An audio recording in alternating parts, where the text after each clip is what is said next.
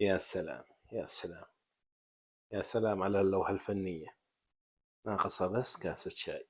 الله الله الله.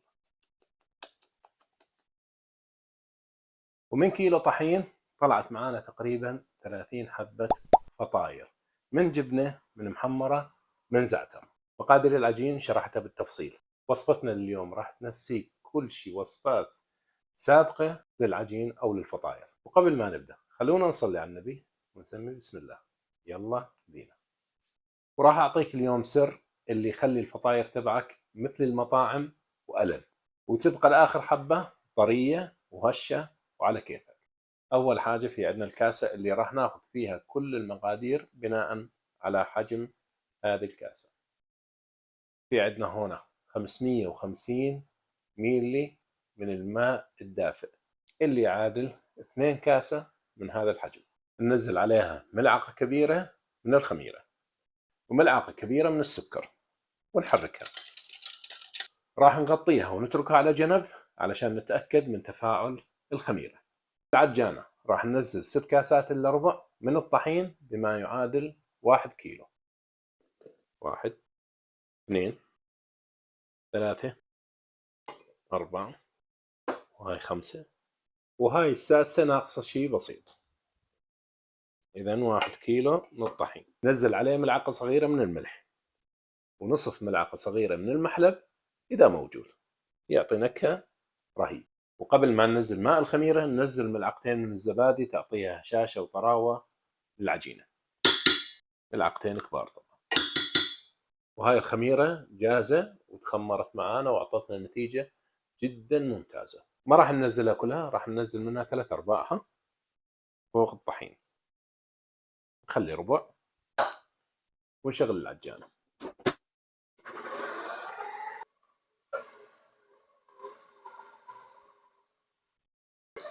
ننزل باقي كمية الماء. راح اتركها تقريبا 5 دقائق على السرعة البطيئة، واول ما الاحظ انه العجينة مسحت جدار الصحن اضيف تقريبا ملعقتين من الزيت النباتي للتنعيم، وارفع سرعة الماكينة على اعلى درجة واتركها لمدة دقيقتين.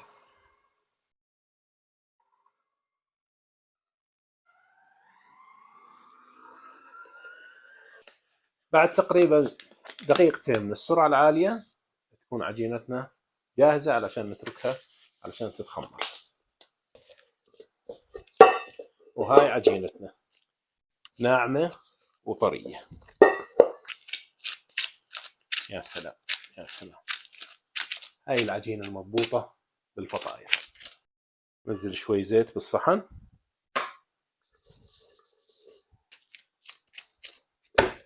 راح اغطيها واتركها لمدة نصف ساعة علشان تتخمر. وبهالاثناء نحضر المحمرة والجبنة والزعتر جاهزة للتخمير. بالنسبة لحشوة الجبنة في عندي مكعب تقريبا نصف كيلو الا جبنة، طبعا ملح قليل. ننزلها بالزبدية وننزل عليها بيضة، ملعقة صغيرة من السمن البلدي يعطي الجبنة نكهة الجبنة البلدي، ملعقة صغيرة من حبة البركة، وشوية من بقدونس، ونخلطها كلها مع بعض. حشوة الجبنة جاهزة معانا. نحضر حشوة المحمرة. المقلة على النار، ننزل شوية من الزيت، زيت زيتون أو زيت نباتي. ننزل على الزيت بصلتين كبار مفرومة على الناعم ونتركها لحتى تتذبل. أول ما تدبل معانا البصل ننزل حبتين من الطماطم اللي مفرومة على الناعم ونحركها مع البصل. راح انزل الحرارة على اضعف درجة واتركها لمدة تقريبا 5 دقائق علشان تنشف مية البصل ومية الطماطم. بعد 5 دقائق نشفت المي معانا، ننزل ملعقتين من دبس الفليفلة وتقريبا 3 ملاعق الى 4 من معجون الطماطم او دبس البندورة، ونخلط كل شيء على بعضه. رشة من الملح خفيفة ونقلب. جاهزة حاليا المحمرة معانا. طفي النار.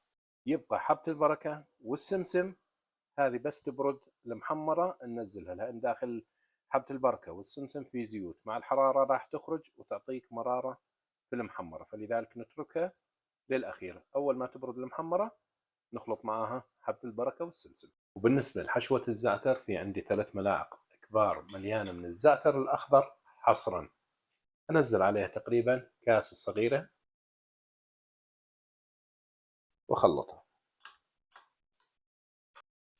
هاي اللزوجة المطلوبة تبع حشوة الزعتر. العجينة تخمرت معانا، ننتقل لمرحلة التقطيع. ننزل على الصينية شوي طحين،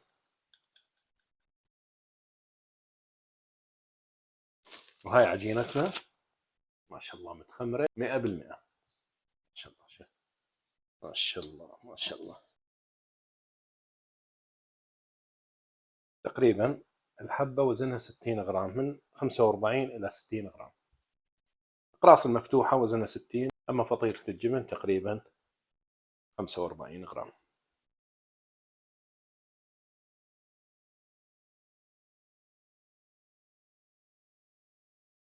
بعد ما قطعنا العجين راح نغطيه ونتركه لمدة 10 دقائق علشان يرتاح، وبعدين نشكل الفطاير. لا ننسى هون بعد ما بردت المحمرة ننزل السمسم وحبة البركة ونخلطها.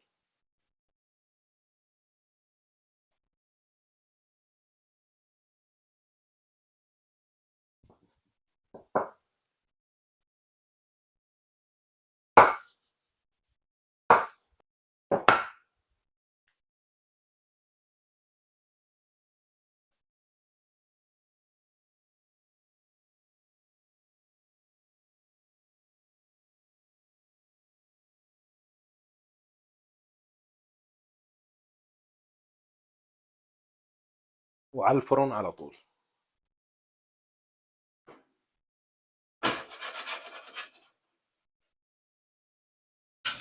هاي مثل ما قلنا حاليا الفرن تبع البيت يحاكي فرن المطاعم. الصاجة أنا قلبتها عشان يسهل عملية تنزيل الفطاير، والنار من الأعلى ومن الأسفل. حاليا هذا الحديد نار مثل أرضية الفرن، طبعا ما راح ياخذ وقت زيادة لأن الأرضية حارة والنار من الأسفل ومن الأعلى. ونسكر عليه، ناخذ كم حبة محمرة وكم حبة زعتر.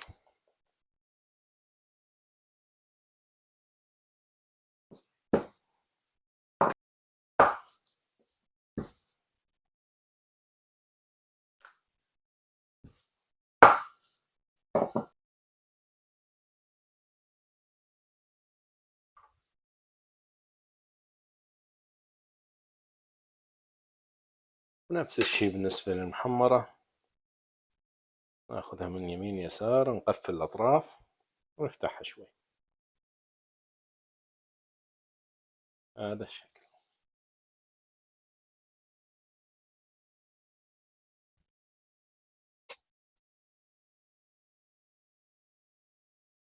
بالنسبة للزعتر خلاص ناخذ بهاي الأصابع وندفع بهذا هون ونلف هون.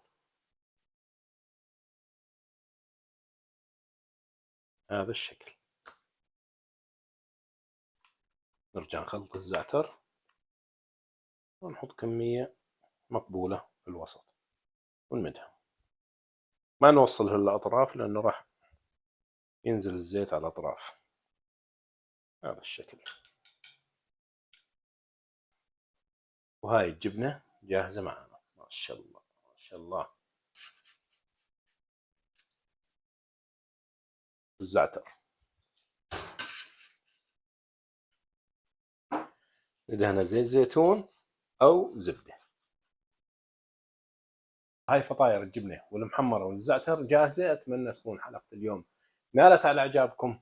لا تنسوني من دعمكم والضغط على زر الإعجاب والاشتراك بالقناة.